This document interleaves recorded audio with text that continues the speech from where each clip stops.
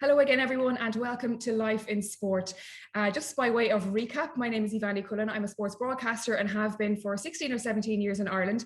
And this series is really all about shining a light on jobs in sport. And one of the jobs I know very little about actually is sports marketing and commercial strategy. So I'm delighted to be joined by Jennifer O'Reilly, who is head of commercial strategy for Nike Sports Marketing. Is that right?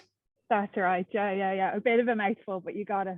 It's a bit of a mouthful, but Nike is such a huge brand. I don't even know where to start. I suppose we'll start from the beginning. How did you get involved in sports marketing? What was your career path? So it's a bit of a kind of a roundabout way, but it all kind of comes back together as well, which is nice. So I came from a sporting family, but I also was a cyclist. I guess around 2009, 2010, trying to qualify for London 2012. After it became clear that we wouldn't qualify, I left and went back to work. So I was qualified as a tax consultant. So I went back to work as a tax consultant in Dublin, having been in Switzerland and Mallorca, mostly training and racing.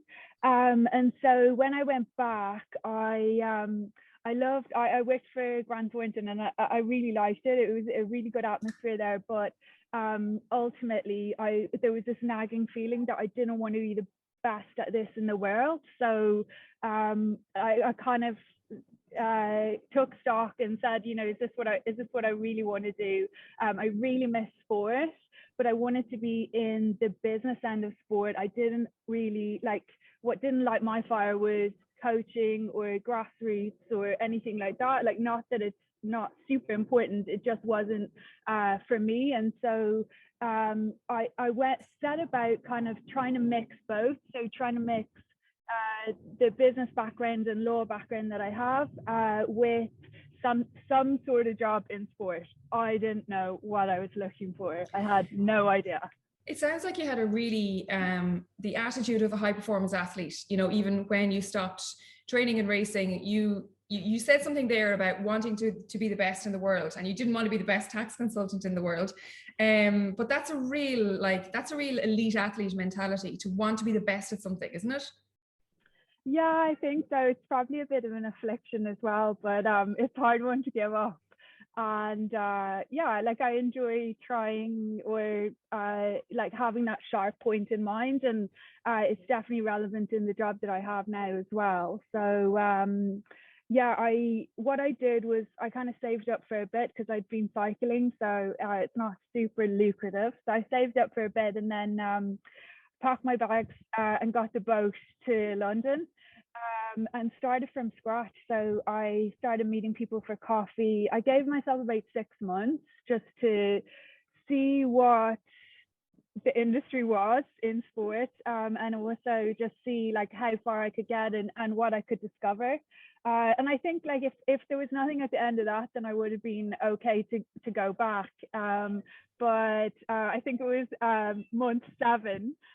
And I met someone who gave me some work experience, and at the time I was I think about 33, so to have work experience was I just had to take a step back and say, I don't have any experience in this or in whatever it is that I want to do, but I'm willing to work and I'm willing to learn, and I'm really hungry to do that. So I did that, and then the sports marketing agency that I ended up working for, CSM, that it's quite a big one in London. I stayed there for 2 years and kind of worked my way up the ranks or just through the process, I guess. And I will say, just about changing career, it was amazing because straight away I knew that these were the type of people that I identify with. I get what they're talking about and I get how they're driven.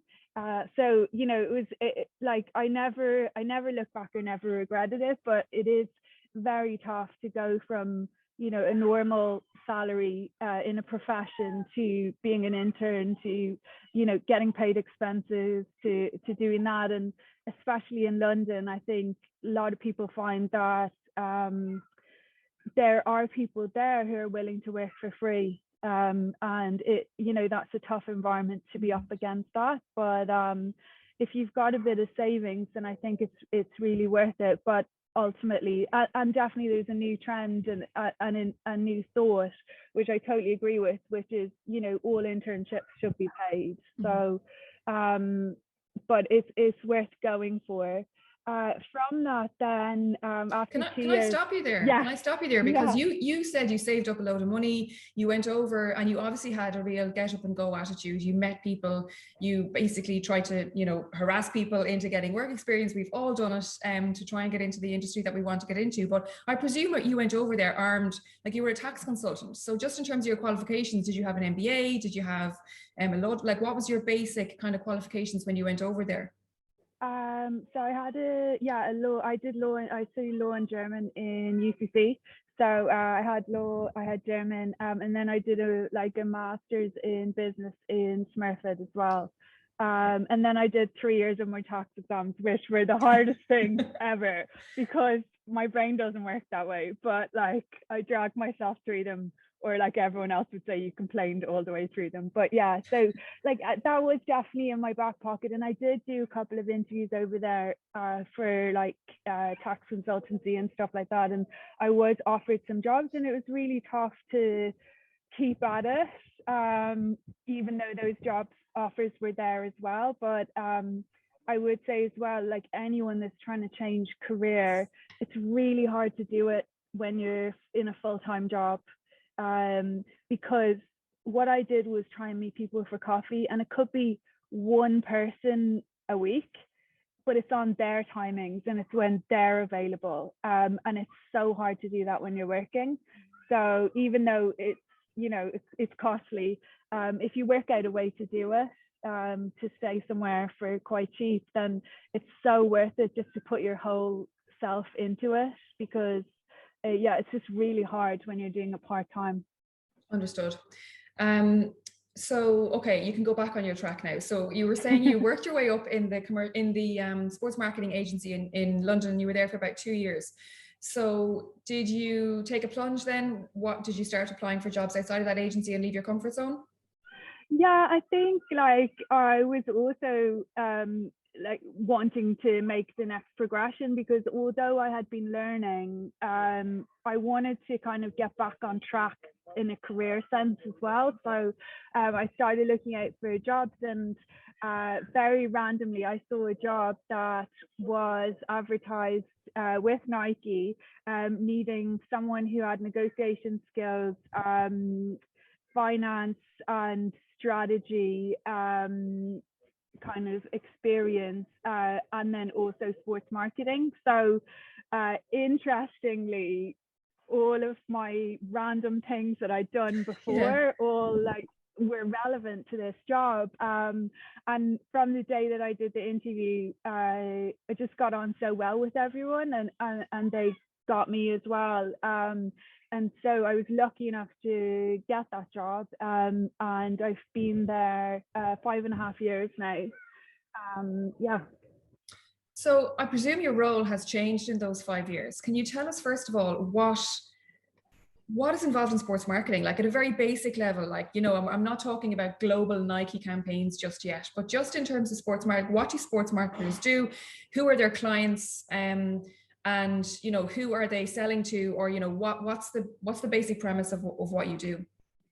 Yeah, it's sort of a confusing title, I think, for people externally. And Nike's so big, and we have so many kind of lingo words and things that we know the meaning of, that externally it doesn't really make sense. But when we say sports marketing in Nike, or the job that's called sports marketing, what we mean is we deal with and look after all of the elite sports people, properties. When I say properties, I mean teams and federations, and that's what we do. And it's very much performance driven, under performance lens. If there is no like when I say performance, our filter would be, are you capable, or is your team capable of being the best in the world? If not, then it's not something that the team that I work on is interested in. It's definitely something that Nike could be interested in, but more from a purpose or a brand message, rather than being the best in the world. Like, the history of Nike is in track and field, and it's in sports performance. So we always say, what we try to do, and it's a very, very long-term view, but ultimately we try to win when the world is watching. So if someone wins an Olympic gold medal in the 100 meters, Nike is there. If someone wins a World Cup, Nike is there. And like, when I say there, I mean present in their performance. So like predominantly footwear, but it could be apparel as well. Okay, so you're really dealing with the big guns then. You're Serena Williams, Tiger Woods, the US women's national team. You're their point of contact, are you, for the deals that they will do with Nike for footwear or gear? Yeah, so what the team Wow. that I What a job. The team that I work with, so we're 15 in the UK. The UK is a really big market for Nike, predominantly in sports marketing and in sports performance, predominantly because of football. It is the home of football, no matter what people say it is. And also it's the home of the Premier League. So globally, it's such a focus. And so that's where most of our work is concentrated on. About kind of 70% of the team would be focused on that. There is also track and field and any other sport as well. But yeah, so what we do is from start to finish, we identify the talent.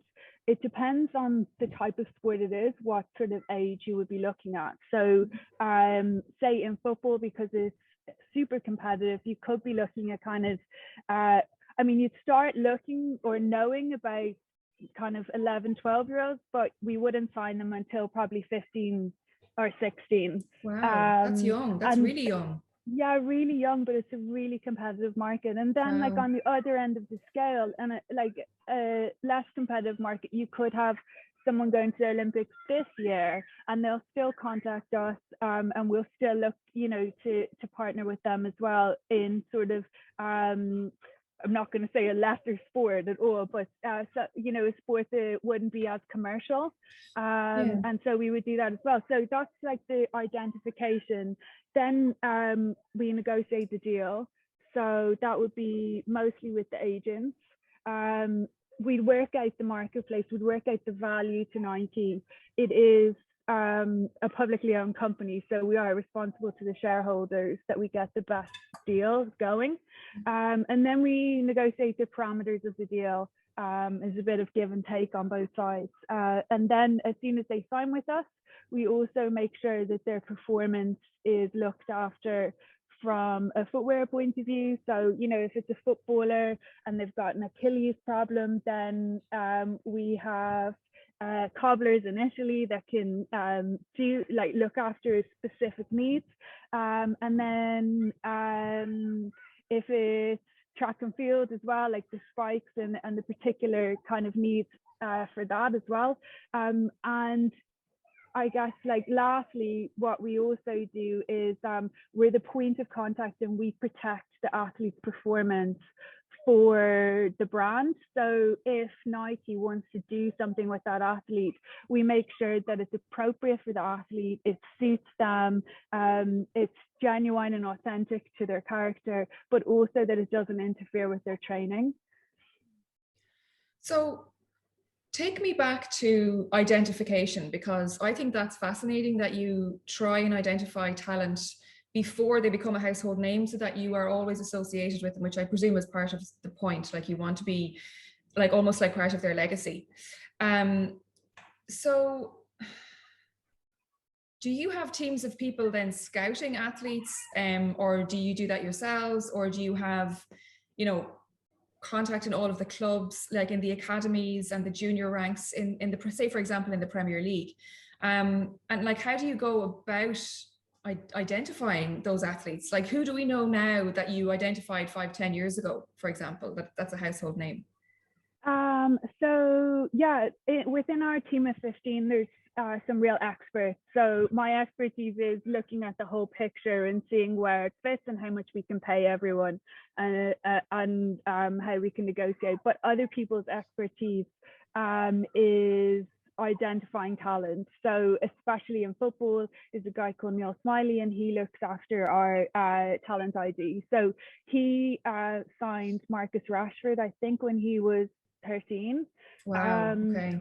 And back when like I started 5.5 years ago, like the names that we were talking about then 5.5 years ago, like Jadon Sancho, Mason Mount, Phil Foden, and all of those are now like in the spotlight. And it's really interesting for me to see, like, as someone who doesn't know football intrinsically, that, you know, those names, I know them so well from having dealt with the deals and dealt with everything for 5.5 years with them. So it's really nice to see them come through, and also nice to recognize that Neil's done such a great job. Yeah, that's fascinating. Yeah, that's what I was wondering, you know, what are the names that you were looking at when they were 13? And like to think that Marcus Rashford was identified at that age is fascinating. Like, so you said you deal with agents. Is that a tricky one to balance? Obviously, you know, you have the brand that you have to look after, you have your shareholders that you are responsible you know, for as well. But the agent is looking to get the best deal for the athlete. So is that a tricky one to navigate? I think it's a skill, and it also depends on the sport, and how much leverage each of the parties has. But at the same time, it's I mean, you know, it's a real partnership, and the agents are super important to us as well, and they kind of really are the middle between the athlete, us, and the brand as well. So just super important that we get on with them. And ultimately, I think most sports jobs are people jobs as well. So yeah, just recognizing as well that, you know, in a negotiation, both sides have instructions, and then once you get through that, then we're all friends again, right? Yeah, absolutely. It sounds like you're very good at what you do. So another one I was wondering about actually is, you know, this balance between, say, you mentioned the Olympic Games, and obviously when an athlete is performing at the Olympics, they're representing their country. And it's usually the case that a country will do a deal with an apparel, with another brand, whatever the brand may be. You know, Ireland have worked with New Balance, they've worked with Under Armour, I think they're with Adidas for this campaign. So like, what do you do in that scenario if a certain athlete is hugely tied in with Nike on an individual basis? Does that create problems? No, it's just something to be aware of, really. And I guess it happens every 4 years with the Olympics. And also, I mean, it happens day to day within a football realm as well, say in the Premier League, where a player is playing for a team that is with a particular brand, but he has an individual deal with Nike. I mean, I think the ultimate kind of sweet point is that we would have both. Like, say, for example, it would be US team, like we would have the federation and the individual deal, or say with Chelsea and some of the players, we would have both. And it gives you a much wider breadth of possibilities of what you can do, because there are rules around like how you can include an athlete. If it's a team shoot, say a Chelsea property, then there needs to be at least 3 players in the shot. You can't feature one over the other. They need to be all the same size. In the photo, one can't be in the foreground and one in the background. But then if you've got an individual deal with that person, then you can freely do that as well. So yeah, it's just to manage it. And also, you know, we're super aware of Rule 40 and the property that the Olympics is, and how that makes it possible for federations and for the Olympics to happen. So it's not something that we ever encroach on. We're really respectful of it, but also we plan way in advance. And I think as well, like one important thing to note is that even though the federation or the kit could be a different brand, in general, sports people have the right to choose their technical apparel. So their spikes will be Nike, or their boots will be Nike all the time. So in that case, then, say for example, Rory McIlroy was to play on Team Ireland at the Olympics, and he's very associated with Nike. If he was wearing Adidas kit, would he be allowed to wear Nike shoes and use Nike clubs? Is that the way it would work? I don't know about individuals, but yeah, that Nike don't make clubs anymore, but the shoes for sure. I don't work with the golfers, so I wouldn't be able to tell you exactly about that. But in any other circumstance, yes, you can wear the shoes, but you would respectfully wear the kit of your federation. Of your nation, yeah. Okay, cool. So I saw something else on your LinkedIn, and it was a role with Tottenham Hotspur. And I know you work with all of the clubs, on a regular basis. But was there a stint that you worked specifically on a project with Tottenham, and what was that?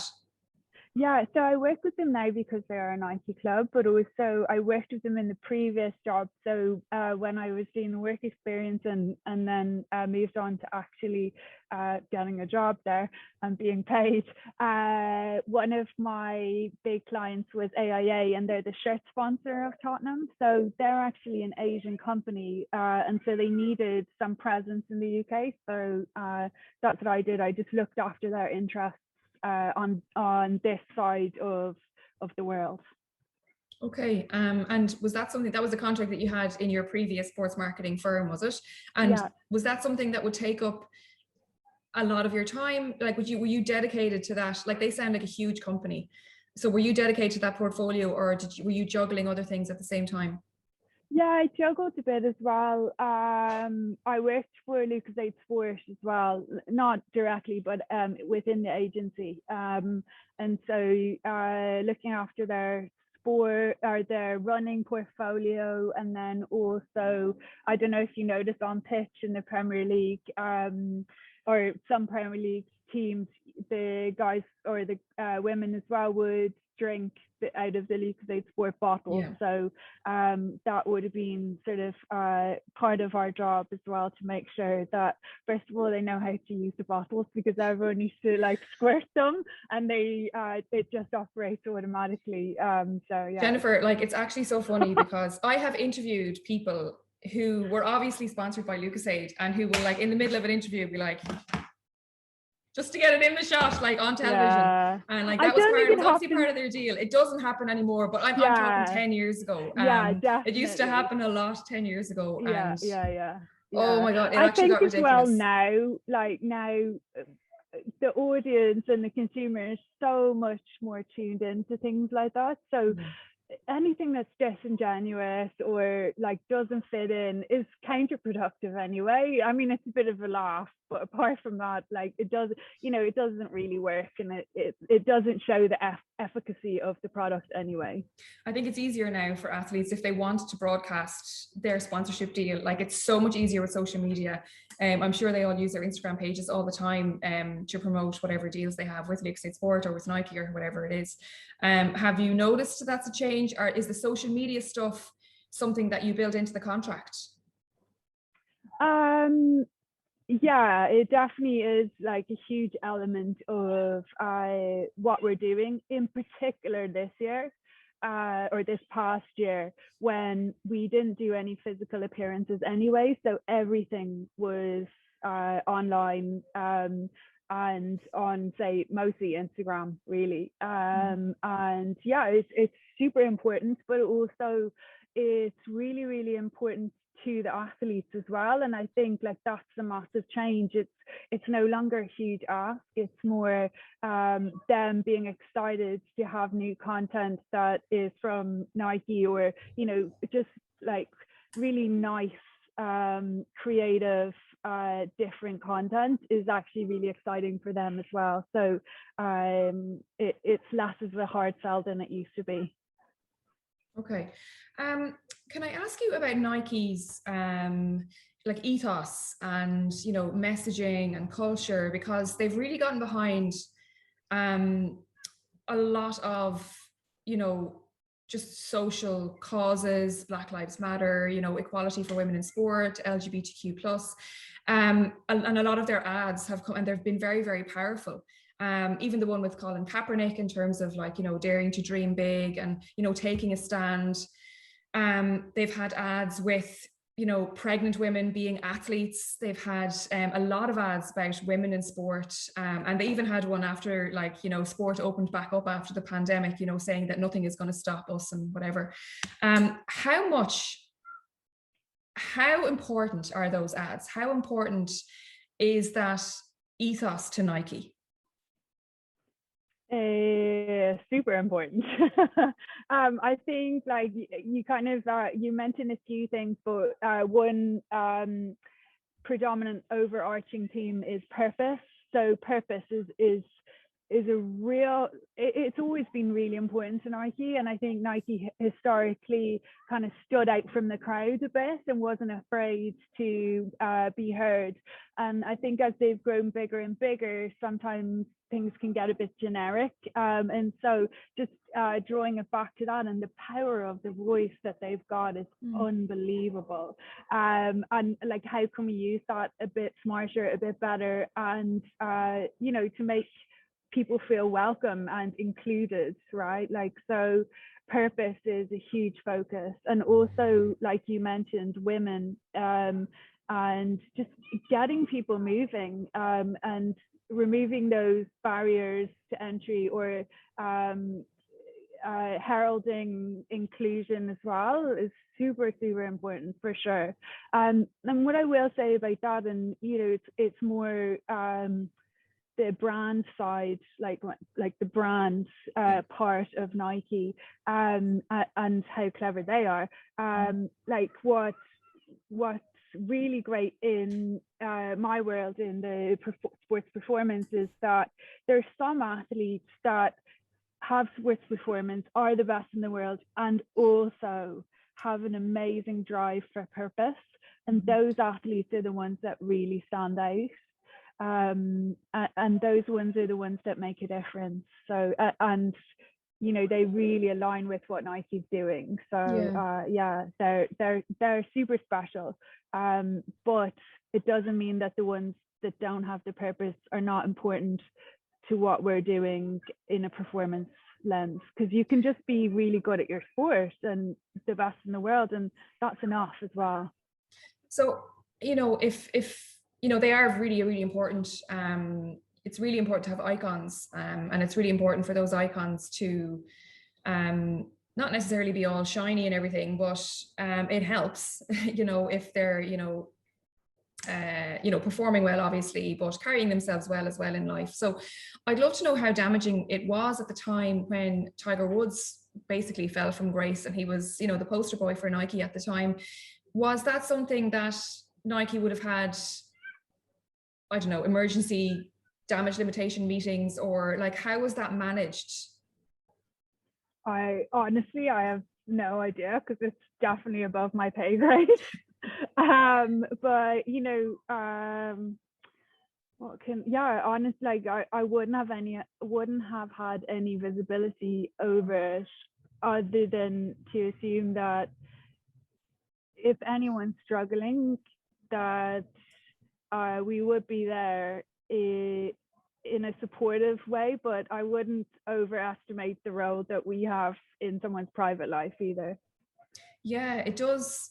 Like, obviously Nike have stayed with Tiger and lots of other athletes, when they've gone through a rough patch or whatever. So do you have agents within Nike, for example? I presume there is somebody within Nike that is specifically assigned to Tiger Woods, for example, or Serena Williams, or whoever else these are, so that, making them feel like they're important and they're looked after and they're part of the family. Is that kind of the way it works with the huge stars now? With every athlete, they will have someone. I don't think anyone has just one person. Wow, so it's really, a lot of contact, a lot of minding. Yeah, I don't know minding, but I mean, again, like we don't have any control over what they do and how they operate. That's up to them. But we definitely look after their best interest.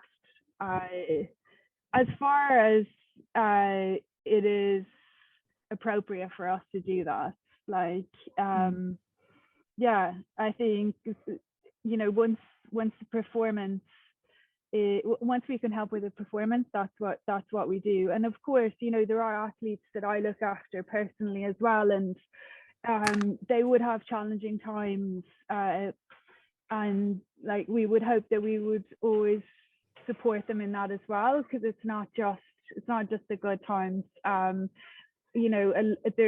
That's the real sharp end of the numbers or the pyramid that we have of athletes.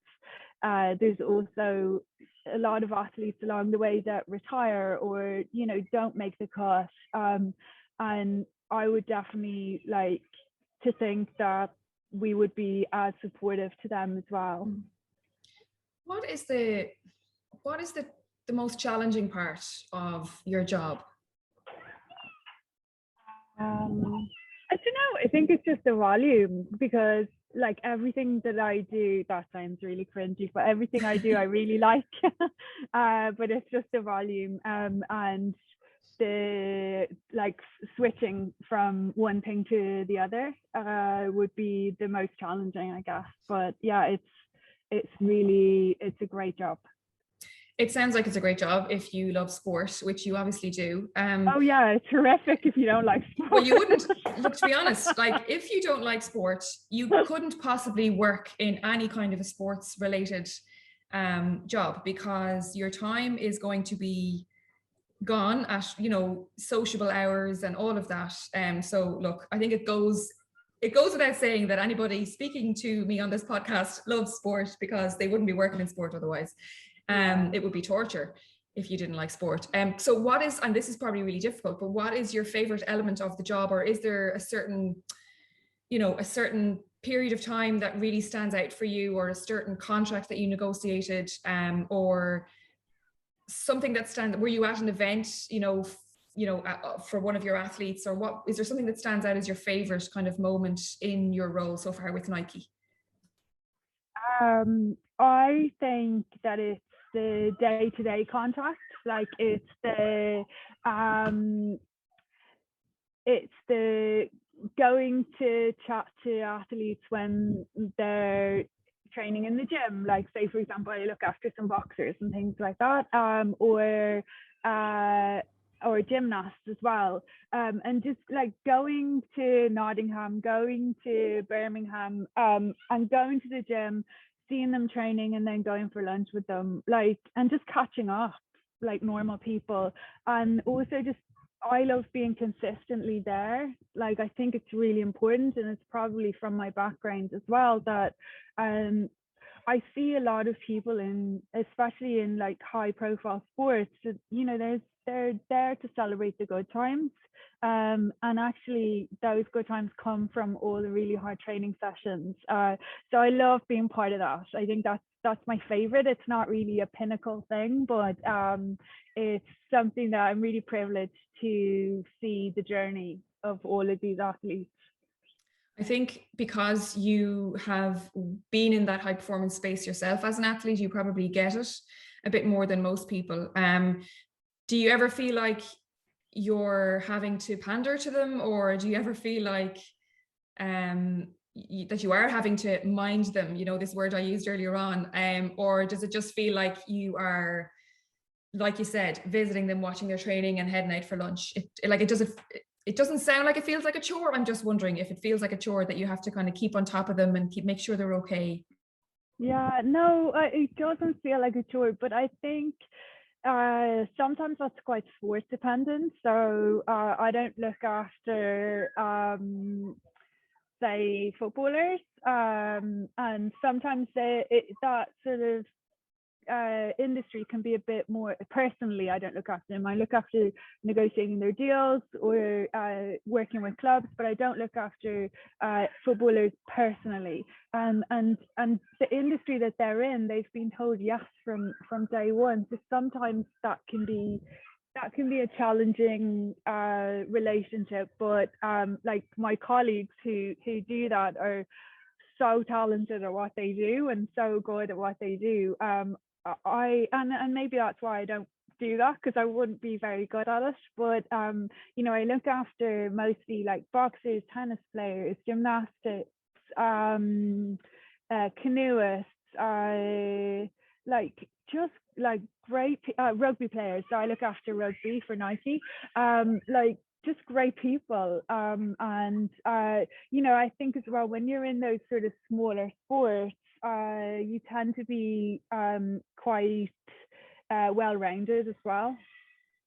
Yeah, that's definitely true. Certainly with the Olympic sports, even I would find, even speaking to Olympians and Paralympians while they're in competition, you know, they're so grateful to have somewhere to tell their story, because, you know, usually it's every 4 years that we all go mad for the Olympics and Paralympics. So I often find that some of the best interviews and, you know, stories come out of those games. That's interesting. Would you have any like, it's a fascinating career, and like, you're at Nike, so it doesn't really get much better than that. But for people who downhill maybe from here. uphill, Nike's massive. You're at Nike Europe, there's no stopping you. But would you have advice for people who maybe would love to work in, because it's a fascinating career and it's a fascinating space to work in, because you've got that really great balance between, you know, business and high performance sport. So your journey, you came through, you know, you were a tax consultant and you've got a law degree, and that worked out really well for you, obviously.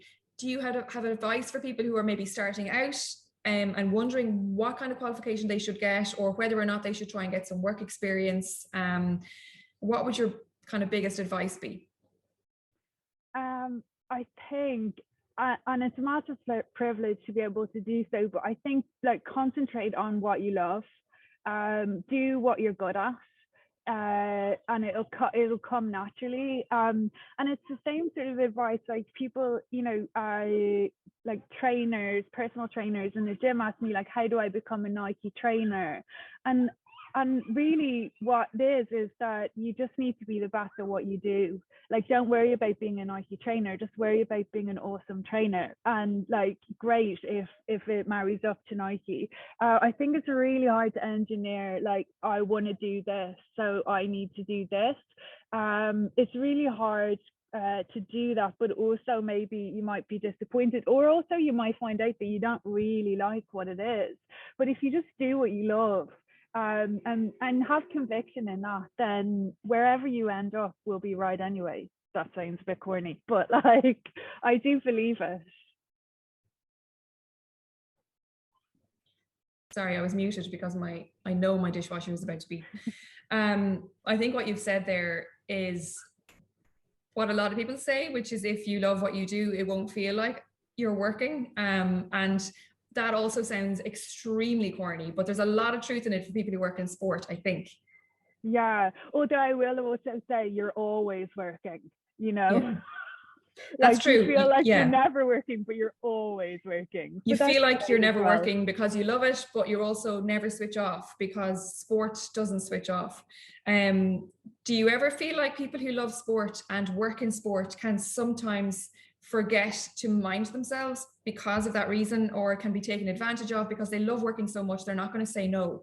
Have you come through that kind of experience as well? Have you had to kind of, you know, be strict with yourself?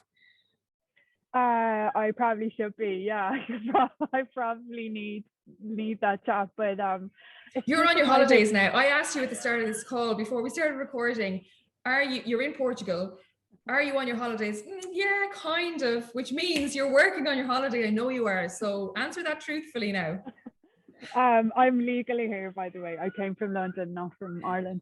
But I just love it. Like, I love it, and it is an addiction for sure. And you know, you need to be really careful of that. Like, speaking seriously, it does become really tiring and really wearing, but it's probably just a skill that you need to like back yourself on, right? And just like step away. But then what's stepping away because you love what you do, you know?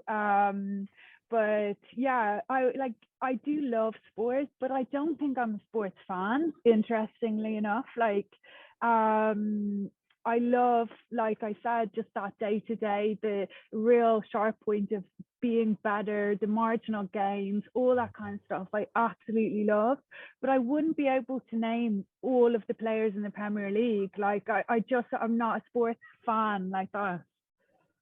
Well, I suppose like you don't need to be and you don't want to be. So like, you know, there's a lot more sport in the world than Premier League footballers. And you say you don't even deal with them. Okay, look, this has been a really interesting chat. I have to say, like, I only had your LinkedIn to go on, and like, it's just a list of what you do, and it's really hard. Like what you said, there's a lot of like abbreviations and job titles that I haven't got a clue what they mean, but you've given a really great synopsis of what it is to work in a huge brand like Nike and to be in charge of something like commercial strategy. So Jennifer O'Reilly, thank you so much for your time. And I hope that you will be willing to answer some questions because I have a feeling you're going to get a few as soon as this goes up. So thank you so much. And I will speak to you soon. Yeah, you're welcome. And great to chat to you. Thanks, Jen.